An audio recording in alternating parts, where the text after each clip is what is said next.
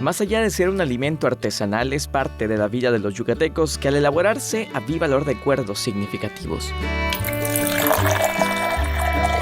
Belinda y su familia emprendieron en la colonia de Chuburná la elaboración de un producto que propicia experiencias placenteras, que deriva del cacao tabasqueño y es el pretexto perfecto para un momento de reflexión.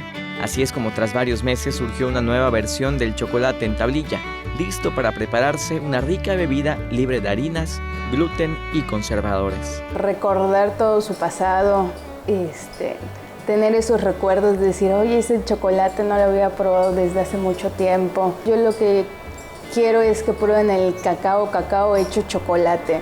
Con ayuda de su padre y hermana, Belinda transforma el grano en una experiencia al paladar.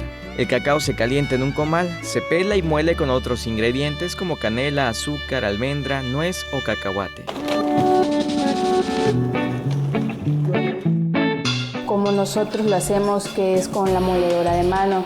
Entonces allá lo pasamos durante varias veces para que llegue la consistencia a la pasta de cacao. Las dejamos secar un rato a temperatura ambiente, posteriormente las sellamos y las asamos para que no se quiebre.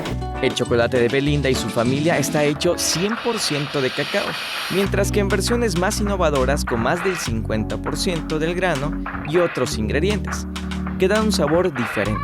Entonces es una combinación de recetas de toda la familia, donde ir mejorando y ya queda lo que es la forma artesanal de hacer el chocolate.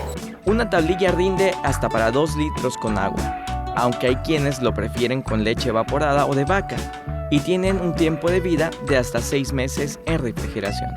Reviva los recuerdos que olvidó o que lleva guardando por muchos años con una taza del cacao hecho chocolate. Con imágenes de Feren Rodríguez, César Gómez, Teleyucatán te informa.